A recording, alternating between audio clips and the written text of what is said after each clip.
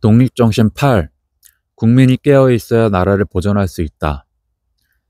국제법은 어느 나라가 정한 것도 모든 나라의 법관들이 모여 만든 것도 아니지만 개명한 나라들은 국제법을 존중하기 때문에 그들은 힘을 함부로 행사하지 않는다. 어느 한두 나라가 약한 나라를 위협하는 등 불법 행동을 하면 작은 나라는 국제법에 따라 그것을 거부할 권리가 있다. 약한 나라가 그 같은 부당한 요구를 거부하지 못할 때는 다른 나라들이 국제법에 따라 항의하고 중재시킬 것이니 국제법의 위력은 이처럼 대단하다. 세계 여러 나라는 종교나 문명에서 차이가 있으므로 어떤 나라가 그들의 힘만 믿고 국제법을 무시하고 개화하지 못한 나라의 주권을 침해하는 경우가 있다. 개화하지 못한 나라들은 국제법을 알지 못하여 자기 나라의 권리가 다른 나라에 의해 침해당한 줄 깨닫지 못하고 오히려 국제법이 대포 한문보다 허약하다고 여긴다. 그리고 국제법이 아니라 힘으로 대응하게 되면 강한 나라도 힘으로 맞서게 되어 위태로운 사태로 발전할 수 있다. 이처럼 개화하지 못한 나라가 독립권을 가지는 것은 철 모르는 아이에게 칼을 쥐어 준 것과 같이 위험하다. 아이가 다치지 않게 하기 위해 칼을 빼앗아야 하는 것 같이 개화하지 못한 나라는 크든 작든 힘이 세든 약하든 국제법의 보호를 받지 못하여 주권을 지키지 못하는데 그것은 국제법이 불공평하기 때문이 아니다. 국제법은 인류 보편적 진리에 따라 모든 나라와 모든 백성들에게 똑같은 이익과 권리를 보장하는 데 목적이 있다. 여러 나라의 문명 수준이 비슷하게 되면은 국제법은 모든 나라에 적용될 것이지만 만일 한두 나라라도 개명하지 못하면 이 나라들은 국제법의 보호를 제대로 받지 못하게 된다.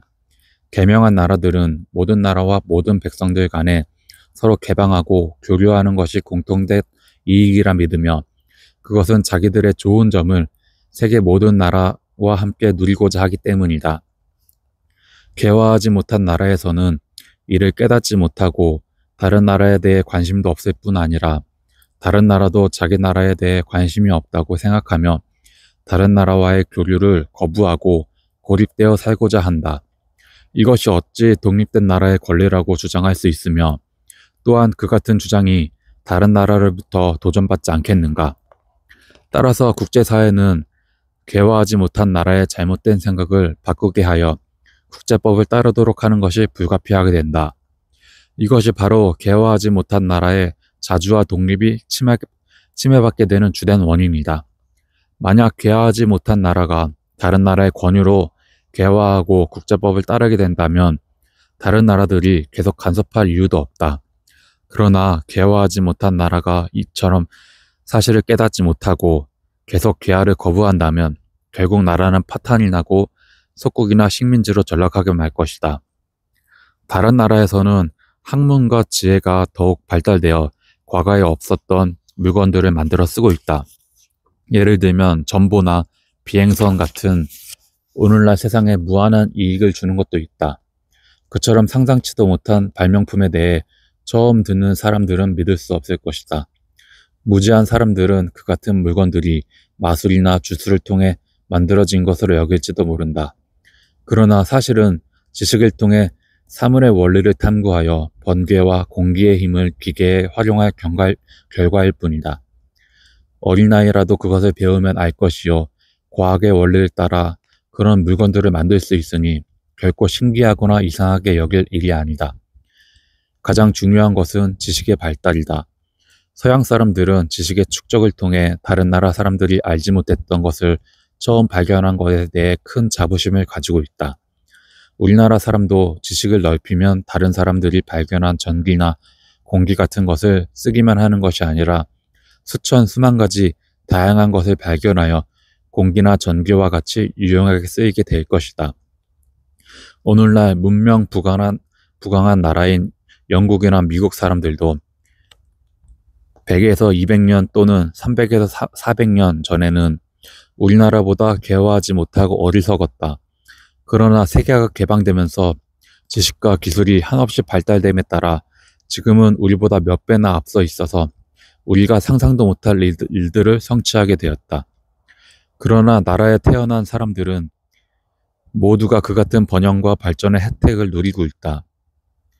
보통 사람들이 쓰는 물건들까지도 모두가 독특하고 유용하게 만들어내니 자연히 인구는 증가하여 물자 공급원도 부족할 리 없다.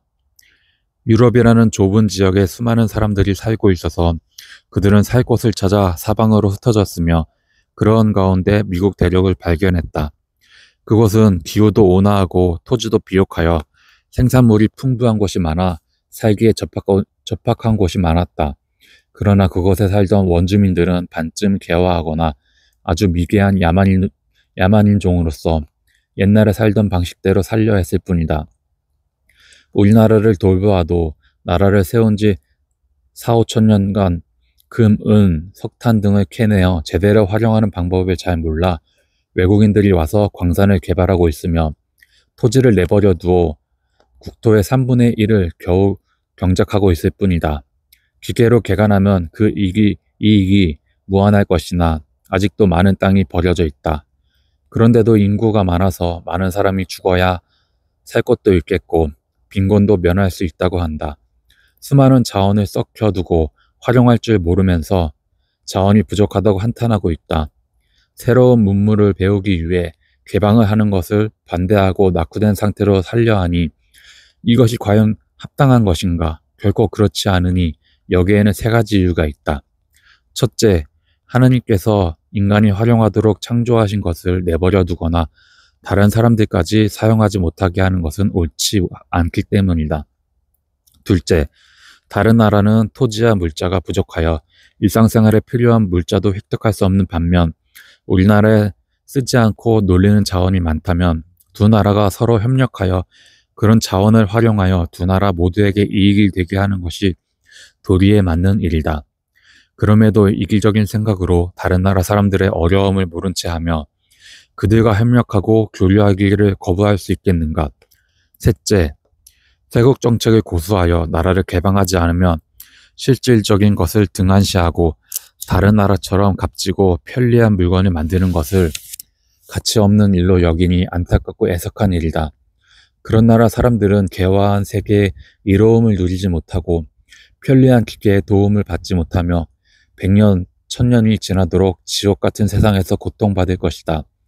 바다 건너 저편에 극락 같은 문명 세계가 존재하는 것도 까마득하게 모르고 오히려 우리의 풍습과 형편이 세계 제일이라 여길 것이니 얼마나 불행한 일인가.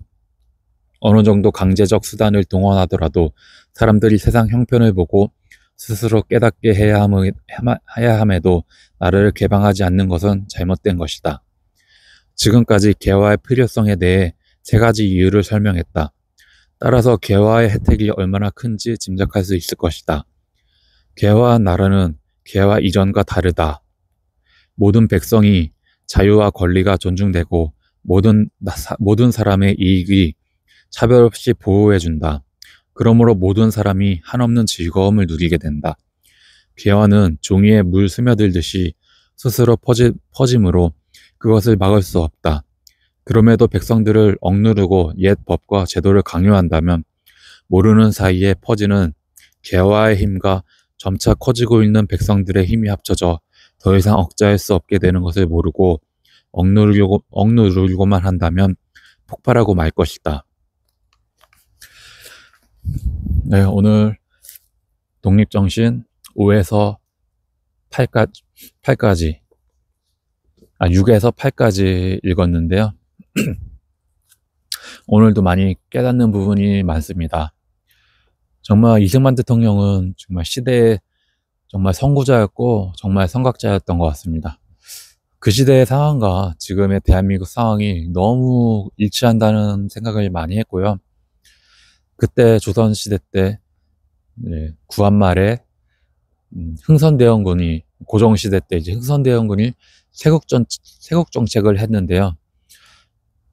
일본은 정말 서양의 문물을 빠르게 받아들이면서 개화하고 정말 나라가 빠르게 성장했는데 우리나라 그때 조선은 세국 정책을 하면서 문물을 받아들이지 않고 폐쇄를 해버렸죠. 그래서 우리 조선이 발전하지 못하고 다른 나라 일본이나 다른 나라의 점령되어 이제 식민지가 되는 결과를 만들게 되는데요. 정말 안타까울 수 없습니다. 진짜 그렇게 안타까울 수가 없습니다. 정말 미래를 바라보지 못하고 국민들을 억압하고 나라를 문을 걸어버리고 그때 당시 얼마나 백성들이 살기 힘들었습니까? 진짜 먹을 것도 없었고 초급 모피로 연명하게 살던 시대라고 알고 있습니다. 정말 조선이란 나라가 정말 얼마나 우매하고 가난하고 정말 우리나라 역사임에도 한심한 나라였는지 정말 새삼 깨닫게 됩니다. 근데 지금도 마찬가지입니다. 우리나라 사람들은 지금 언론을 통제하면서 우물 안의 개구리로 사람들을 만들려고 하고 있는데 국제적인 시각으로 봐야 되는데 그것을 보지 못하게 하는 것 같습니다. 국제적인 시각은 우리나라가 정말 중국에 먹히고 있고 중국에 잠식되어 있고 중국 공산당이 점차 우리나라를 홍콩처럼 만들려고 하고 있는데 외국은 그거를 다 알고 있는데 우리나라 사람들은 많이 모르고 있는 것 같습니다. 저 정권을 잡은 종북 주사파 친중 세력들이 언론을 통제하고 국민들을 귀와 눈을 가리고 그렇게 나라를 이끌어가고 있는데 정말 큰일입니다. 기도가 많이 필요한 상황이고 깨어있는 지식인들이 이 나라를 살리기 위해서 벌써 이미 계몽된 사람들이 이 나라를 살리기 위해서 많이 노력해야 될 때가 아닌가 싶습니다. 네. 오늘도 감사드리고요. 어떤 저희 교회 집사님이 오늘부터는 이제 책을 읽고 한번 조금 간단하게라도 기도를 하면 어떻겠냐고 싶어서 그렇게 권유를 해주셔서 간단하게라도 하나님께 기도하고 앞으로는 이렇게 마치도록 하겠습니다. 하나님 아버지, 우리 대한민국을 굽어 살펴주시옵소서. 지금 어려운 상황에 있습니다.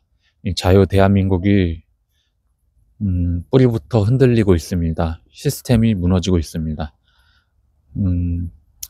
도와주시옵소서. 저 악한 중국 공산당 세력으로부터 이 나라를 지켜주시옵소서. 저 정권을 잡은 악한 세력들이 하루빨리 무너질 수 있도록 해주시고 이 나라 국민들을 속히 깨워주시옵소서. 이 나라 국민들 마음속에 독립과 자유가 들어갈 수 있게 해주시고 하루를 보는 게 아니라 당장 먹고 사는 것만 생각하는 게 아니라 나라 전체를 보는 그런 국민들이 될 수 있도록 그렇게 이끌어 주시옵소서. 이 나라를 정말 지켜 주시옵소서. 감사합니다. 예수 그리스도 이름으로 기도드렸습니다. 아멘. 감사합니다. 보수주의 책방이었습니다.